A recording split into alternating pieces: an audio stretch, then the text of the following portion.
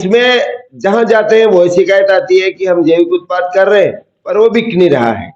तो अब ये दो तरह से सरकार भी अपने एजेंडे में हर कृषि उपज मंडी में एक जैविक का एक पार्ट तैयार करेगी।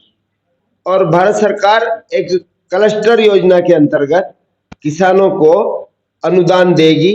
1 एकड़ पे 10-11 हजार रुपए के लगभग इसका अनुदान होगा।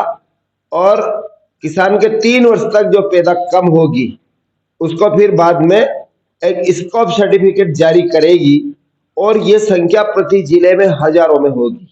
नहीं, ये एक सवाल ये था कि अभी कोई सर्टिफिकेट इशू नहीं हो रहा भारत सरकार की तरफ से, फिर भी बहुत सारे व्यापारी हैं जो अलग अलग तरह के सर्टिफिकेट लेके और कहाँ से वो जैविक उत्पाद लाते हैं, क्योंकि जो जैविक कर रहा है उसका बिक नहीं रहा और उनके पास बहुत जैविक है और वो अभी भोपाल, इंदौर सभी बड़े शहरों में 4500 रुपए क्विंटल गेहूं बेच रहे हैं।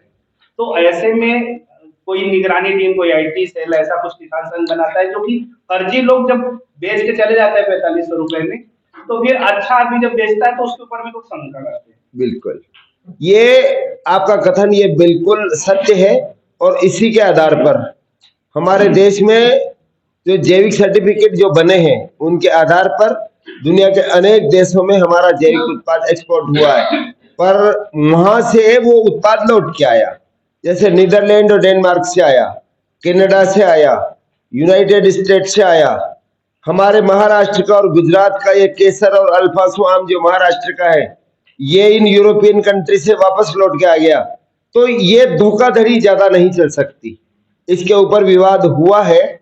और अंत में हमारी एपिडा की जो निदेशक है भारत सरकार की, जो कृषि एवं प्रसंस्कृत खाद्य उत्पाद निर्यात विकास प्राधिकरण, इसकी जो निदेशक है उसने एक प्रश्न हमारे जयपुर में उठाया था कि एक व्यापारी जिसका माल USA से 10,000 क्विंटल धनिया जब वापस लौट के आया तो 10,000 क्विंटल की तो पूरे देश में जैविक धनिया की उपज ही नहीं थी। और अंत में उसका वहां पर लैब टेस्ट हो गया, वो माल फेल हो गया। अब उस व्यापारी ने भरी सभा में ये कह दिया कि भारत का तो किसान ही बेईमान है, जबकि बेईमान वो खुद था। क्लस्टर योजना में जिन किसानों से धनिया खरीदना था उसने नहीं खरीदा। 3,000 किसानों के प्रमाण पत्र, एक मुरारका फाउंडेशन करके संस्था थी वो है ना, वो प्रमाणीकरण के वो सारे 3,000 जो फॉर्मेट थे जिनको गवर्नमेंट ने है ना जो स्कोप सर्टिफिकेट के नाम से जारी किए थे, वो उस फाउंडेशन ने अपने कब्जे में लेके और बाजार से धनिया खरीद के बेचा। और अंत में उसने ये आरोप किसानों के ऊपर जड़ा। जो जयपुर के अंदर बड़े भरकम सभागार में उसके हमारे इतनी जोरदार बहस हुई कि वो सभा है ना वहीं पर बिखर गई।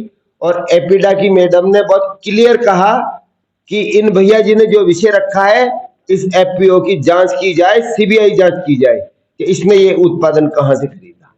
ये बात आती है, धोखा न तो किसान कर रहा है मगर एक जो इनकी जो बेचने वाले लोग हैं ट्रेडर, इनकी जो वो कड़ी है वो उपभोक्ता और किसान के बीच में एक धोखा कर रही है। तो किसान से वो माल लेते नहीं है, मंडियों से माल खरीदते हैं, उसको सच क्लीन करके उन प्रमाण पत्रों के आधार पर वो बाजार में उतारने की कोशिश कर रहे हैं। ये कड़ी, इस कड़ी को तोड़ने के लिए अब एक बाजार की व्यवस्था, जैसे आपके इंदौर में भाई साहब ने भी कहा है कि इंदौर में कुछ 7वां एक मार्केट इसका लगा है, उसी पैटर्न पे हर जिले वाइज जैसे हमारे 5,000 क्लस्टर एक जिले में बने, तो एक कृषि उपज मंडी के अंदर एक बड़ा ब्लॉक जैविक उत्पाद के लिए होगा। और जिन 5,000 किसानों का क्लस्टर से उत्पादन होगा वो किसान मंडी में माल लाएंगे, वहीं पर लैब टेस्टिंग की व्यवस्था होगी। और लैब टेस्ट करवाने के बाद है ना वहां पे उपभोक्ता भी आएंगे, वहां पे ट्रेडर भी आएंगे, लोकल उपभोक्ता भी आएंगे और किसान अपनी उपज का माल उसी ब्लॉक में लाके बेच सकेगा। तो ये किसानों की समस्या हल होगी।